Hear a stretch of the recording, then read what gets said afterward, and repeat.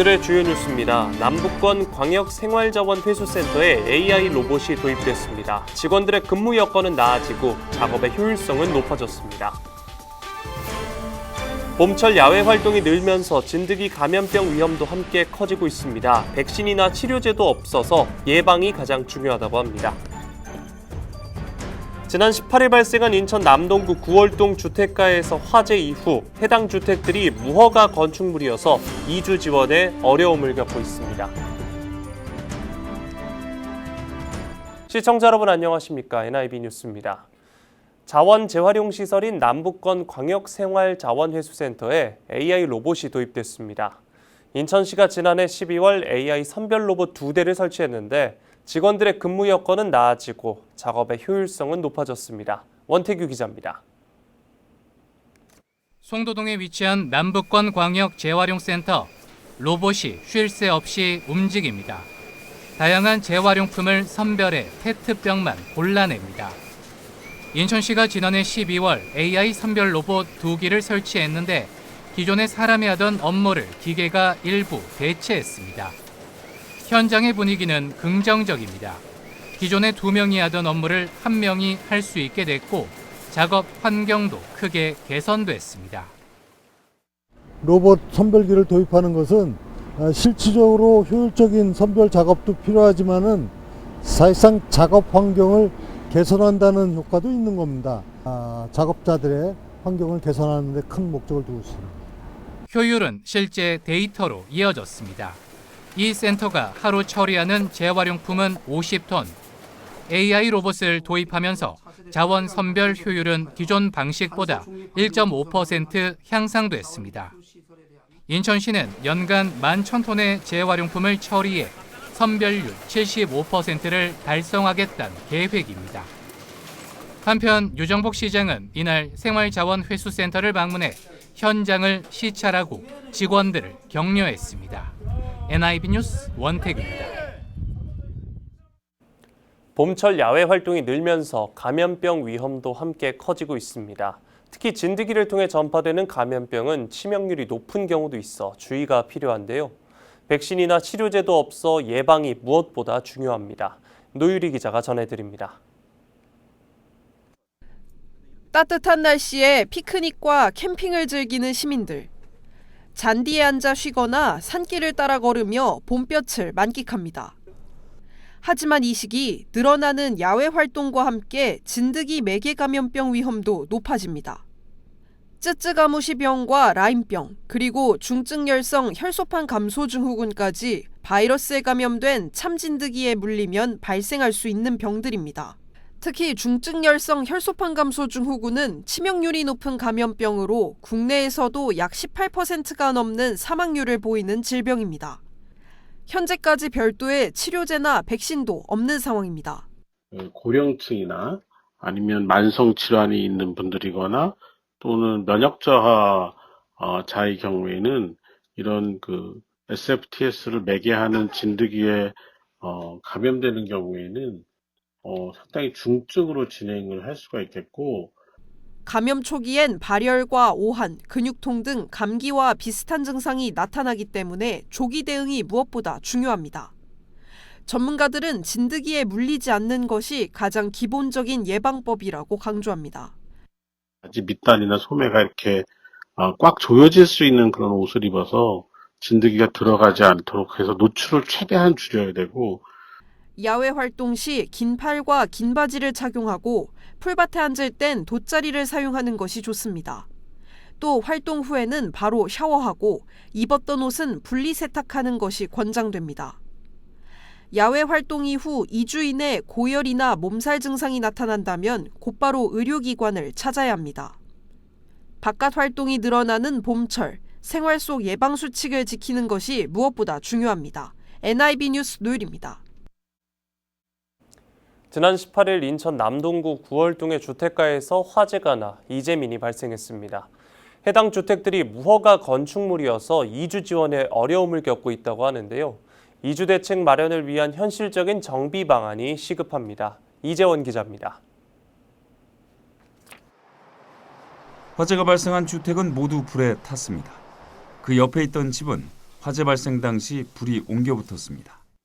이렇게 집안에 들어오게 되면 매캐한 냄새가 더 진해집니다. 화재 당시 불은 천장을 타고 화장실, 거실, 또 안방까지 이렇게 타고 들어왔습니다. 이 때문에 현재 이곳은 거주가 거의 불가능한 상태입니다. 두 가구에서 이재민은 3명이 발생했고 남동구가 마련한 임시거처에서 머물고 있습니다. 최대 2달 동안 거주할 수 있지만 그 뒤가 문제입니다. 화재가 발생한 주택들은 무허가 건축물입니다. 무허가 주택으로 다시 지을 수도 없고 마땅한 이주 지원도 없기 때문입니다. 너무 놀랬죠. 정신없죠. 지금 뭐 어떻게 될지도 모르겠고 지금 상황이 아무나 상황이죠. 무허가라서 뭐 누가 와서 지원해 줄 수도 없다고 그러더라고. 건물 져줄 수도 없고 동싸면서 그러는데 그러더라고. 해당 지역은 1960년대 북성동 개발로 이주한 철거민 정착지입니다. 현재 24가구, 39명이 거주 중인데 이 가운데 80% 이상이 무허가 주택에 거주하고 있습니다. 그동안 열악한 주거 환경과 안전사고 위험 등으로 정비가 추진됐지만 사업성이 떨어지는 등의 이유로 현재까지 방치되어 왔습니다. 군은 해당 지역에 공원이나 주차장 등을 짓는 도시계획시설 사업을 통해 토지 보상을 하는 방안이 가장 현실적이라는 입장입니다. 도시시설 사업을 하게 되면 수용권이 생기는 사업의 형태로 갈 수가 있고 도시시설 결정해서 사업을 하면 이제 우리 토지보상법에 사업인정 고시가 되면 수용권이 생긴단 말이죠. 이를 위해서는 인천시의 사업비 지원과 인천도시공사와의 연계 등을 통한 현실적인 이주대책 수립이 필요하다는 구의 설명입니다. BTV 뉴스 이재원입니다. 인천시가 원도심 일대 도시 미관을 해치는 전주와 통신주, 케이블을 정비합니다. 인천시는 올 연말까지 133억 원을 들여 전주 4,206본, 통신주 1,635본, 케이블 215km를 정비할 계획입니다. 정비 대상 지역은 중구와 남동구, 미추홀구, 서구 지역 학교와 공원 등 모두 21개의 구역입니다. 인천시는 지난해까지 전주 12만 4천여 본, 케이블 5,960km에 대한 정비를 마쳤습니다. 인천시가 2027년도 국비 확보를 위한 제3차 보고회를 개최하고 정부 예산 확보를 위한 핵심 주요 사업을 선정했다고 밝혔습니다. 시는 올해 2월부터 열린 3차례 보고회를 통해 총 74건, 2조 204억 원 규모의 사업을 발굴했습니다. 이날 보고회에서 선정된 주요 핵심 사업은 인천형 행정체제 개편 전환 정착 지원, 서울 지하철 7호선 청라 연장 등 11건, 총 1조 3천여억 원 규모입니다. 시는 논의된 사업들을 이달 말까지 중앙부처에 신청할 예정이며 신규 사업이 정부 예산에 반영될 수 있도록 전략적 대응에 집중한다는 계획입니다. 인천시가 중장년층을 위한 일자리 박람회를 오는 28일 인천시청 중앙홀에서 개최한다고 밝혔습니다. 이번 박람회에는 인천 테크노파크와 국가보훈부 인천보훈지청, 노사발전재단 중부지사, 인천교통공사 등 유관기관이 함께 참여합니다. 행사에는 35개 기업이 참여해 약 300명의 채용이 이루어질 예정이며 구직자를 위한 면접 이미지 컨설팅과 이력서 컨설팅 등 부대 행사도 진행됩니다. 구직자는 행사 당일 이력서와 신분증, 자격증, 사본을 갖고 현장 면접에 참여하면 됩니다. 인천시 교육청은 22일 광성 중고등학교에서 급식실 현대화 사업 준공식을 개최했습니다. 이번 사업은 노후된 급식시설을 전면 개선해 위생적이고 효율적인 조리, 식사 환경을 조성하기 위해 37억 원을 투입해 지상 2층 규모의 급식시설을 신축했습니다. 특히 조리실과 식당, 공용 공간을 체계적으로 배치해 학생과 교직원의 이용 편의를 높였으며 특히 400석 규모의 식사 공간을 확보해 급식 혼잡을 줄였습니다. 시교육청은 앞으로 학교 급식 환경 개선을 지속 추진해 학생의 건강권을 보장하고 안전하고 행복한 교육 환경 교육에 힘쓴다는 계획입니다. 인천시 교육청이 학교 내 상호 존중 문화를 확산하는 교육활동 보호 학생교실을 운영합니다. 프로그램은 특수학교와 초중고 105개 교, 1,500여 학급을 대상으로 12월까지 진행됩니다. 교육은 역할극과 토의, 보드게임 등 체험형 활동을 통해 교육활동 침해 예방과 책임 인식 개선을 중점으로 진행됩니다. 시교육청은 학생과 교사가 함께 존중받는 학교 문화 조성을 위해 관련 교육을 확대해 나간다는 계획입니다. 연수구가 어린이 통학 안전을 위해 관내 초등학교 1학년 3,600여 명에게 휴대용 안심벨을 지원했습니다. 안심벨은 위급 상황 시 고리를 당기면 경보음이 울리는 장치로 각 학교를 통해 배부했으며 위급 상황 발생 시 대처법과 사용법 등의 교육이 진행됐습니다. 구는 또 안심 지킴이 집과 자율방범대 등과 협력해 긴급 상황 대응 체계를 마련했다고 전했습니다. 구는 어린이 대상 안전 정책을 확대해 안전한 생활 환경을 조성해 나간다는 계획입니다. 미추홀구가 다음 달 15일까지 2026년 상반기 금연구역 합동 점검을 실시합니다. 이번 점검은 관내 금연구역 10,000여 곳을 대상으로 진행됩니다. 합동 점검반은 금연구역 내 흡연 행위 단속과 시설 기준 준수사항 점검 등을 면밀히 살필 예정입니다. 또한 구는 이번 점검에서 담배사업법 개정안에 따라 담배의 정의가 연초 잎에서 연초나 니코틴으로 확대됨에 따라 신종 전자담배에 대한 단속도 강화할 방침입니다. 인천소방본부는 22일 지역 의료기관과 인천형 소방 의료기관 책임 응급의료체계 확대를 위한 업무 협약을 진행했습니다. 이번 협약은 소방과 의료기관 간 유기적인 협력 체계를 강화해 중증 응급 환자의 골든타임을 확보하고 이송부터 치료까지 이어지는 통합 응급의료 서비스를 제공하기 위해 마련됐습니다. 인천소방본부는 지난해 권역 거점 응급의료센터 4곳과의 협약을 진행한 데 이어 올해는 지역 응급의료센터 6개 의료기관으로 협약 범위를 확대했습니다. 협약을 통해 기관들은 응급 환자의 중증도에 따른 신속한 이송, 119 구급대에 의해 이송된 응급 환자에 대한 의료기관의 적극적인 수용 등을 협력하기로 했습니다.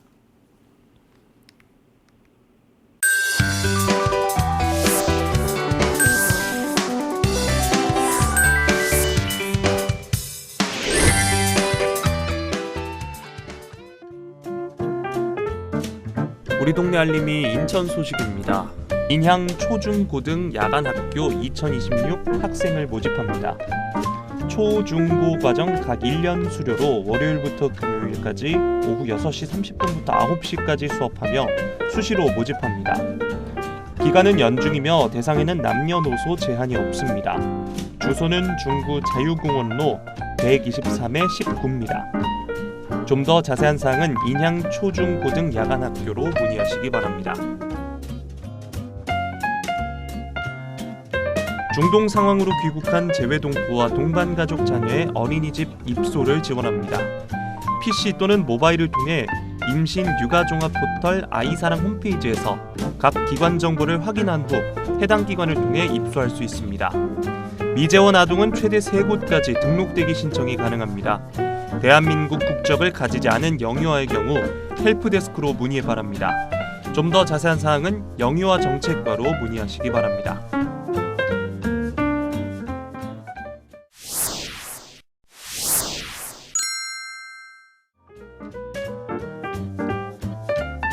인천 시민안전보험 2026년 더 넓게 보장합니다.